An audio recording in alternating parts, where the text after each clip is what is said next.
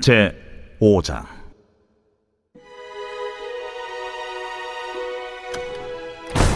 그 후에 모세와 아론이 바로에게 가서 이르되, 이스라엘의 하나님 여호와께서 이렇게 말씀하시기를 내 백성을 보내라. 그러면 그들이 광야에서 내 앞에 절기를 지킬 것이니라 하셨나이다. 바로가 이르되, 여호와가 누구이기에 내가 그의 목소리를 듣고 이스라엘을 보내겠느냐? 나는 여호와를 알지 못하니 이스라엘을 보내지 아니하리라. 히브리인의 하나님이 우리에게 나타나셨은즉 우리가 광야로 사흘 길쯤 가서 우리의 하나님 여호와께 제사를 드리려 하오니 가도록 허락하소서. 여호와께서 전염병이나 칼로 우리를 치실까 두려워하나이다. 모세와 아론아, 너희가 어찌하여 백성의 노역을 쉬게 하려느냐? 가서 너희의 노역이나 하라. 이제 이 땅의 백성이 많아졌거늘 너희가 그들로 노역을 쉬게 하는도다. 바로가 그날에 백성의 감독들과 기록원들에게 명령하여 이르되, 너희는 백성에게 다시는 벽돌에 쓸 짚을 전과 같이 주지 말고 그들이 가서 스스로 짚을 줍게 하라. 또 그들이 전에 만든 벽돌 수효대로 그들에게 만들게 하고 감하지 말라. 그들이 게으름으로 소리질러 이르기를 우리가 가서 우리 하나님께 제사를 드리자 하나니 그 사람들의 노동을 무겁게 함으로 수고롭게 하여 그들로 거짓말을 듣지 않게 하라. 백성의 감독들과 기록원들이 나가서 백성에게 말하여 이르되, 바로가 이렇게 말하기를 내가 너희에게 짚을 주지 아니하리니 너희는 짚을 찾을 곳으로 가서 주우라. 그러나 너희 일은 조금도 감하지 아니하리라 하셨느니라. 백성이 애굽 온 땅에 흩어져 곡초 그루터기를 거두어다가 짚을 대신하니 감독들이 그들을 독촉하여 이르되, 너희는 짚이 있을 때와 같이 그날의 일을 그날에 마치라. 바로의 감독들이 자기들이 세운 바 이스라엘 자손의 기록원들을 때리며 이르되, 너희가 어찌하여 어제와 오늘에 만드는 벽돌의 수요를 전과 같이 채우지 아니하였느냐? 이스라엘 자손의 기록원들이 가서 바로에게 호소하여 이르되, 왕은 어찌하여 당신의 종들에게 이같이 하시나이까? 당신의 종들에게 짚을 주지 아니하고 그들이 우리에게 벽돌을 만들라 하나이다. 당신의 종들이 매를 맞사오니 이는 당신의 백성의 죄니이다. 너희가 게으르다 게으르다. 그러므로 너희가 이르기를 우리가 가서 여호와께 제사를 드리자 하는도다. 이제 가서 일하라. 짚은 너희에게 주지 않을지라도 벽돌은 너희가 수량대로 바칠지니라.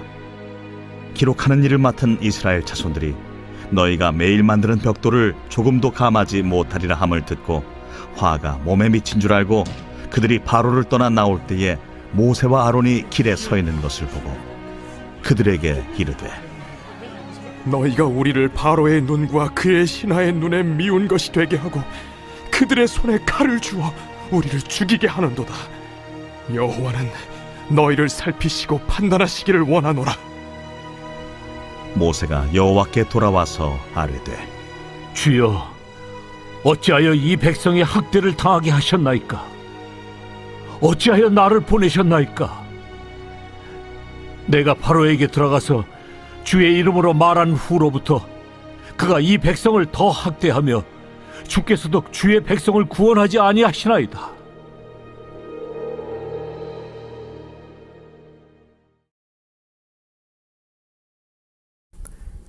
오늘 본문은 모세를 원망하는 이스라엘 사람들의 목소리로 그 끝을 맺습니다. 그들이 모세를 원망하는 이유는 모세가 바로왕을 만나고 난 뒤 그들의 그 노예의 삶이 더 힘들어졌기 때문입니다. 그리고 그 원망을 들은 모세 또한 하나님께 원망 섞인 한탄을 합니다. 22절, 23절입니다. 모세가 여호와께 돌아와서 아뢰되, 주여 어찌하여 이 백성이 학대를 당하게 하셨나이까? 어찌하여 나를 보내셨나이까? 내가 바로에게 들어가서 주의 이름으로 말한 후부터 그가 이 백성을 더 학대하며 주께서도 주의 백성을 구원하지 아니하시나이다. 이렇게 원망이 이어지고 있는 이유는 그들을 노예 생활에서 구출하겠다던 하나님의 약속이 틀어지고 실패한 것 같이 그들의 눈에 보였기 때문에 이러한 불만과 원망이 터져나온 것입니다. 누구나 인생을 살다 보면 이렇게 계획이 틀어져서 낙담하고 때로는 누구의 탓이라 원망하기도 합니다. 저도 고등학교 때 어머니를 원망했던 적이 있습니다. 한국에서 고등학교 입학을 앞둔 어느 날 어머니가 갑자기 미국에 가자고 하셨습니다. 그리고 거짓말같이 몇 주 뒤에 정말 미국에 오게 됩니다. 그래도 미국에 온다는 기대감 반, 그리고 걱정 반의 마음을 가지고 달라스 공항에 도착합니다. 미국에 머물 곳은 휴스턴의 이모집이었습니다. 근데 당시에는 이 휴스턴과 한국에 직항이 없었기 때문에 달라스로 와서 휴스턴으로 차를 타고 이동하였습니다. 근데 미국에 대한 기대감이 깨지는 데는 그리 오래 걸리지 않았습니다.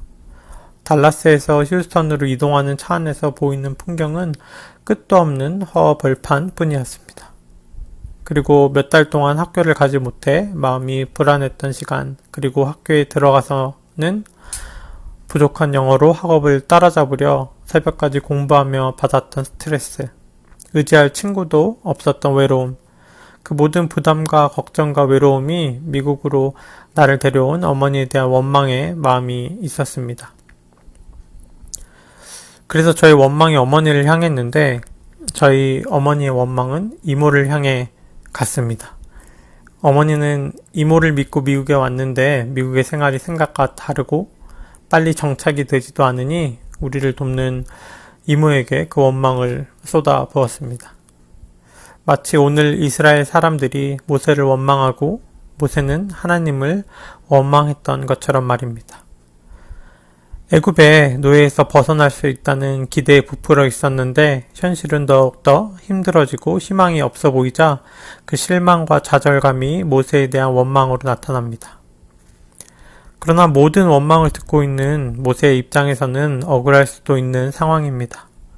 모세에게 잘못이 있다면 그저 하나님의 메시지를 전달하는 메신저의 일에 충실히 감당한 잘못밖에 없을 것입니다. 하나님은 모세에게 나의 백성들이 예배하도록 보내라. 그렇지 않으면 재앙이 임할 것이다. 라는 메시지를 외국 왕에게 전하라 명령하셨고 모세는 그대로 전달합니다. 왕에게 가서 당신의 노예를 보내라 라고 말하는 것은 자신의 목숨을 내놓고 하나님께 순종한 것입니다. 그런데 돌아온 결과는 더 과중한 노역이었습니다. 바로가 말하기를 너희가 게으르니 시간이 남아도니까 제사 드리러 가겠다는 생각을 하는구나. 그런 쓸데없는 생각은 들지도 않게 더 많은 일을 줄게. 오히려 더 과도한 일을 하게 된 이스라엘 사람들의 입에서는 불평과 원망이 쏟아집니다. 그런데 오늘 말씀을 묵상하다 보면 한 가지 의문이 생깁니다. 왜 하나님은 이러한 방법으로 일하실까? 어차피 출애굽시키실 거 처음부터 하나님의 능력으로 애굽 왕을 치고 빨리 이스라엘을 탈출시키면 되지.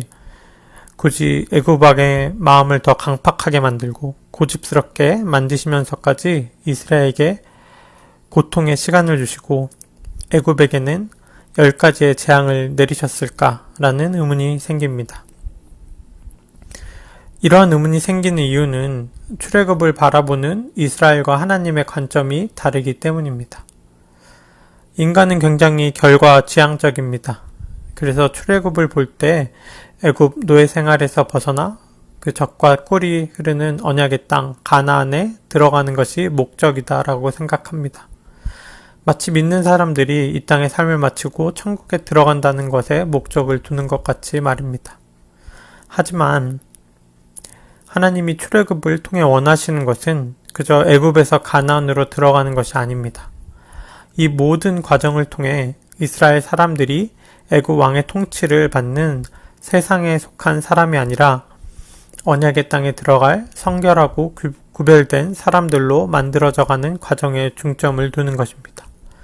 마치 오늘날 믿음의 사람들을 거룩하게 구별된 사람들, 곧 성도라 부르듯 말입니다. 이렇게 언약의 백성, 하나님이 택한 구별된 사람들이 되기 위해 꼭 거쳐야 하는 과정이 바로 출애굽입니다. 오늘날로 보면 성화와 같은 과정입니다. 이 출애굽, 성화의 과정을 위해 끊어야 하는 두 가지가 오늘 본문에 나타나 있습니다. 첫 번째로 하나님은 애굽의 왕의 교만을 끊기 원하십니다. 이스라엘을 그 백성을 보내주려는 하나님의 메시지를 전달받은 애굽 왕은 이렇게 말합니다. 2절입니다. 바로가 이르되 여호와가 누구이기에 내가 그의 목소리를 듣고 이스라엘을 보내겠느냐? 나는 여호와를 알지 못하니 이스라엘을 보내지 아니하리. 그는 하나님을 알지 못한다고 말합니다. 하나님을 알고 싶지도 않고 인정하지도 않는다는 것입니다. 그에게 하나님은 자신의 노예인 이스라엘이 섬기는 그냥 잡신 정도였습니다. 애굽에는 다양한 신들이 있었고 심지어 자기 자신을 신이라 일컫기도 하는 것이 애굽의 왕들이었습니다. 하나님을 모른다 교만하게 말하는 애굽의 왕에게 진짜 신은 누구인가를 알려주시기 위해 바로 왕의 마음을 더 강팍하고 고집스럽게 하셨습니다. 그리고 10가지 재앙을 통해 너희를 통치하는 진짜 왕은 애굽의 왕 바로가 아니라 하나님이라는 것을 알려주시는 것입니다. 두 번째로 하나님은 거짓된 마음을 끊기 원하십니다. 어제 본문 4장의 마지막 절을 보겠습니다. 아론이 여호와께서 모세에게 이르신 모든 말씀을 전하고 그 백성 앞에서 이적을 행하니 백성이 믿으며 여호와께서 이스라엘 자손을 찾으시고 그들의 고난을 살피셨다 함을 듣고 머리 숙여 경배하였더라. 하나님이 그들을 출애굽시킨다는 이야기를 들은 이스라엘 사람들은 머리 숙여 하나님을 경배하였습니다. 하지만 모세와 아론이 애굽 왕을 만난 후 자신들의 삶이 더 힘들어지자 원망을 늘어놓습니다. 5장 21절입니다. 그들에게 이르되 너희가 우리를 바로의 눈과 그의 신하의 눈에 미운 것이 되게 하고 그들의 손에 칼을 주어 우리를 죽이게 하는도다. 여호와는 너희를 살피시고 판단하시기를 원하노라. 하나님이 구원하신다고 하니 경배하였다가 애굽 왕의 박해로 삶이 더 바빠지고 힘들어지니 손바닥 뒤집듯 원망을 늘어놓는 이스라엘 사람들입니다. 하나님을 엎드려 경배하더니 순식간에 하나님을 원망합니다. 하나님을 경배하기 위해 엎드렸던 경배했던 그들의 마음이 어찌 이렇게 빨리 변할 수 있을까요? 하나님은 출애굽 사건을 통해 이스라엘 백성이 거짓이 아닌 진실로 하나님 믿고 경배하기 원하십니다. 말씀을 맺겠습니다. 누구나 이민자의 생활이 참 쉽지 않습니다. 저에게 처음 미국에 와서 힘들었던 시간이 있었고 원망을 하던 시간도 있었습니다. 시간이 지나 어머니한테 이렇게 물어본 적이 있습니다. 엄마, 그때 정말 계획이 있었어? 그래서 미국에 온 거야? 어머니는 이렇게 답합니다. 엄마는 다 계획이 있었어. 근데 계획대로 잘 안 됐어. 그렇습니다. 사람이 계획한 것 중에 정말 그 생각대로 그 마음대로 되는 것이 얼마나 있겠습니까? 하지만 하나님의 계획에는 오차도 실패도 없습니다. 이스라엘을 하나님의 참된 백성으로 삼기 위해 바로의 교만을 꺾어 누가 진정한 왕인지를 알려주셨고 그들이 드리는 경배가 그들의 상황에 따라 변하는 것이 아니라 진정한 마음으로 드리는 것이 되도록 훈련시키십니다. 하나님의 거룩히 구별된 성도로서 매일의 삶에서 마음의 교만을 끊고 어떠한 상황 가운데서도 진정한 마음의 경배를 드릴 수 있는 저와 여러분이 되도록 축원드립니다. 하나님 아버지, 오늘도 말씀을 주셔서 감사합니다. 저희의 삶이 녹록지 않을 때가 있습니다. 하지만 세상이 그 어떤 것도 우리의 왕이 될 수 없음을 고백합니다. 교만한 마음으로 나 자신을 의지하지 않으며 오직 하나님을 주라 고백하기 원합니다. 그리고 어떠한 상황 가운데서도 진정한 마음으로 주님께 드리기 원합니다. 매일의 삶이 주님과 동행하며 닮아가는 삶이 되게 하여 주시옵소서. 감사드리며 예수 그리스도의 이름으로 기도드렸나이다. 아멘.